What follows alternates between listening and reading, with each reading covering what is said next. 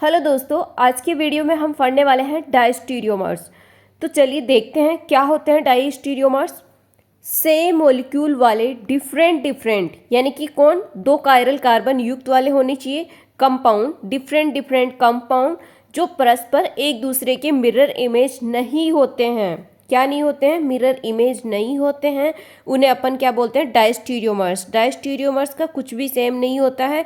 जैसे उसमें जब एनेंशियोमर पढ़ रहे थे तो एक आर था तो एक एस था, इसमें कोई सेम नहीं रहेगा। जो अपन आगे एग्जाम्पल देखेंगे उनमें अपन को पता चल जाएगा।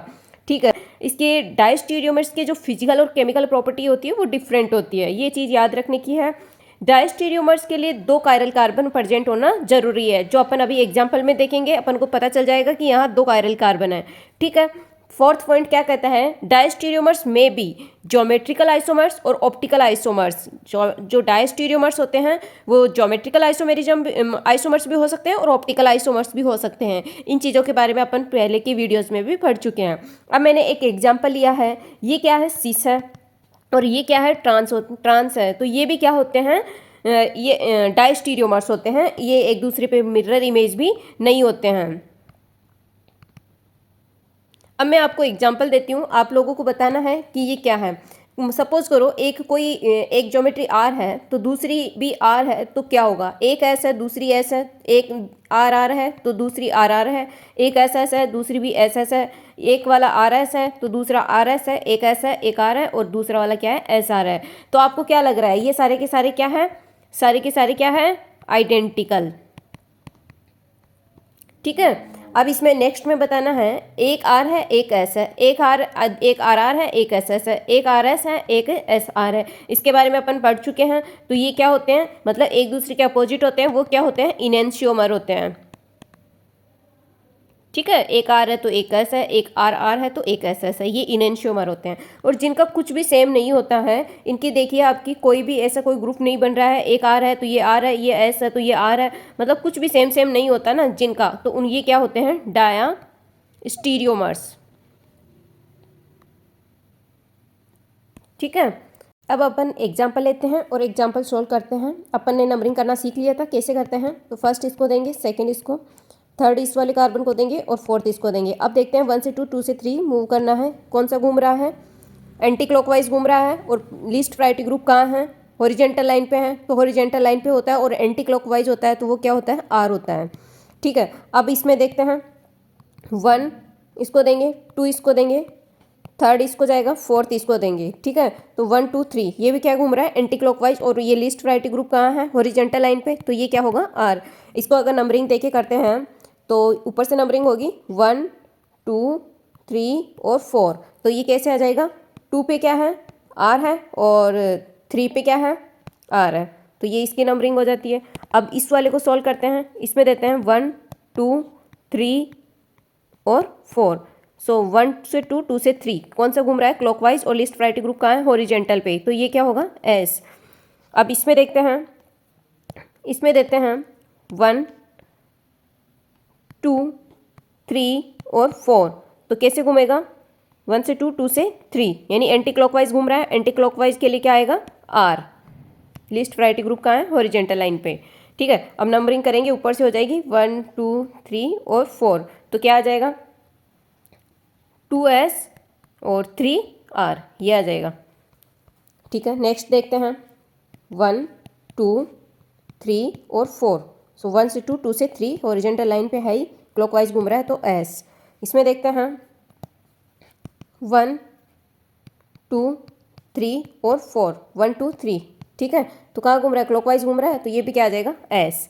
ठीक है, तो नंबरिंग ऊपर से आ जाएगी 1 2 3 4, तो ये क्या बन जाएगा? 2s और 3s। फोर्थ देखते हैं, फोर्थ में 1 2 3 4, 1 2 3, तो ये कहाँ घूमा? Anti clockwise. तो एंटी क्लॉकवाइज के लिए क्या होता है? आर। अब ये वाला देखते हैं नेक्स्ट, 1 2 3 और 4। सो 1 2 3 4, सो 1 से 2, 2 से 3 क्लॉकवाइज ही घूम रहा है, तो ये क्या आएगा? एस। ठीक है, बिकॉज सब में क्या है? हॉरिजेंटल लाइन पे है लीस्ट प्रायोरिटी ग्रुप, तो ये क्या बन जाएगा? अगर इसको ऊपर से नंबरिंग देंगे तो 2 पे तो क्या है? आर है, 3 पे क्या है, एस है। ठीक है, अब ये वाला नेक्स्ट देखते हैं। 1 2 3 और 4। ठीक है, तो कैसे घूमेगा, 1 से 2, 2 से 3, तो ये क्या आएगा, ये आएगा आर आएगा।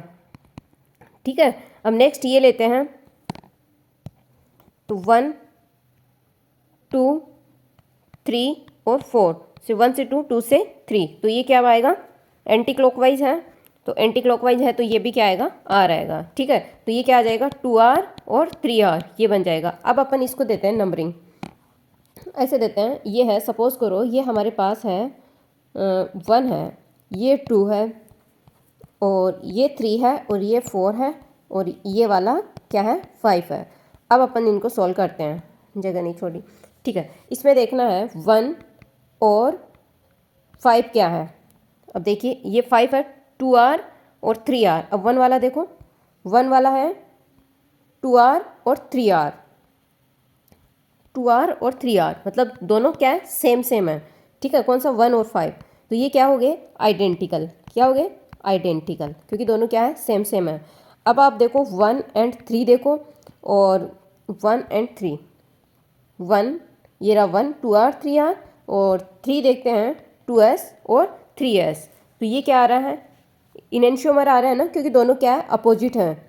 और 2 और 4 देख लो, आप करके देखना, और 3 और 5 देखना। ठीक है, ये सारे के सारे क्या आएंगे, इनेंशियोमर आएंगे। ठीक है, ये क्या है, अपोजिट है सारे के सारे। ठीक है, एक आर है तो एक एस होता है, ये क्या होते हैं, अपोजिट होते हैं। और जो कुछ भी सेम नहीं होता वो क्या होते हैं, डायस्टीरियोमर्स होते हैं। जैसे 1 और 2 देख लीजिए, इन दोनों में देखो, 1 इसका आर है, इसका आर है, इसका एस है, इसका आर है, मतलब कोई कॉम्बिनेशन नहीं बैठ रहा है इनका, तो ये क्या है, ये दोनों एक दूसरे के क्या है, इन्हें डायस्टीरियोमर्स है ना, डायस्टीरियोमर्स में कुछ भी सेम नहीं होता। ठीक है, 1 और 4 देख लीजिए, इसमें आर आर है, तो इसका क्या है, आर और एस है, वही सेम वाली बात है, तो ये भी क्या है, डायस्टीरियोमर्स है। एंड 2 का क्या है, एस आर है ना, और 3 का देखिए एस एस है, ये भी इनेंशियोमर है। 2 को ही ले लीजिए, और 5 का देख लो। ठीक है, ये सारे क्या हो रहे हैं, इनेंशियोमर हो रहे हैं। मैं यहाँ पे लिख देती हूँ कौन कौन से हैं, 1 2 और 1 और 4 हो रहा था, 2 एंड 3 और 2 एंड 5 और 2 and 5 and 3 and 4 and 4 and 5, ये सारे के सारे क्या है, डायस्टीरियोमर्स है। ठीक है, तो ये आपको एग्जाम्पल से समझ में आ गया होगा कि किस प्रकार से इनको डायस्टीरियोमर्स बोलेंगे। अब एक छोटा सा टॉपिक हो रहा है, एपीमर्स क्या होते हैं, तो इसके बारे में जल्दी से देख लेते हैं। Such monosaccharides which have different configuration at only 1 कार्बन, अपन को एक ही कार्बन पर क्या मिलेगा, अलग कॉन्फ़िगरेशन मिलेगा। ठीक है, जैसे फर्स्ट एग्जाम्पल है, ये आप स्ट्रक्चर देख रहे हैं, इसे ये किसकी स्ट्रक्चर है, आप बता सकते हैं ये किसकी स्ट्रक्चर है, तो ये किसकी है, ग्लूकोज की है। और कौन सा वाला है ग्लूकोज, ये भी डी ग्लूकोज, कौन सा है, डी ग्लूकोज। कैसे पता चला, क्योंकि OH किधर है, राइट साइड में है। ठीक है, अगर लेफ्ट साइड में होता तो वो क्या होता, एल ग्लूकोज होता।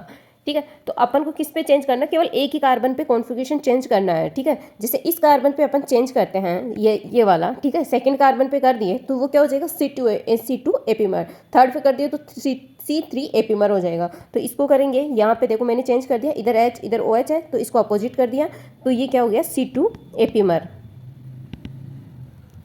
ठीक है, अब थर्ड पे चेंज कर देते हैं, मतलब ये वाला सारा का सारा क्या है, सेम रहेगा, बस इस वाले को चेंज कर देंगे। ठीक है, किसमें, इसमें नेक्स्ट वाले में, उसमें नहीं करना है। इसमें देखो H और OH आ गया ना, और इस पे क्या था, OH और H था, मतलब अपन ने यहाँ पे चेंज किया है, तो ये क्या हो गया, C3 एपीमर, और बाकी सारा का सारा क्या हो जाएगा, सेम रहेगा।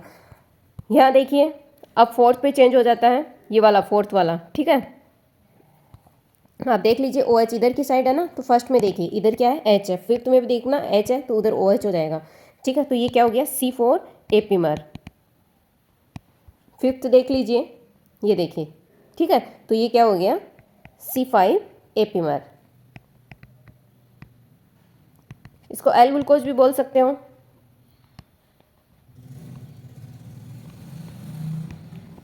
ठीक है, तो ये हो जाते हैं। अब एक चीज़ यही है, ऑल एपीमर्स और डायस्टीरियोमर्स होते हैं, बट सारे डायस्टीरियोमर्स क्या होते हैं, एपीमर्स नहीं हो सकते। ठीक है, ये चीज़ याद रखने की है। तो ये हमारा टॉपिक आज का डायस्टीरियोमर्स क्या होते हैं ये कंप्लीट होता है। आई होप आपको समझ में आया होगा। प्लीज़ समझ में आया हो तो लाइक शेयर एंड सब्सक्राइब जरूर कीजिए मेरे चैनल को। Thank you guys.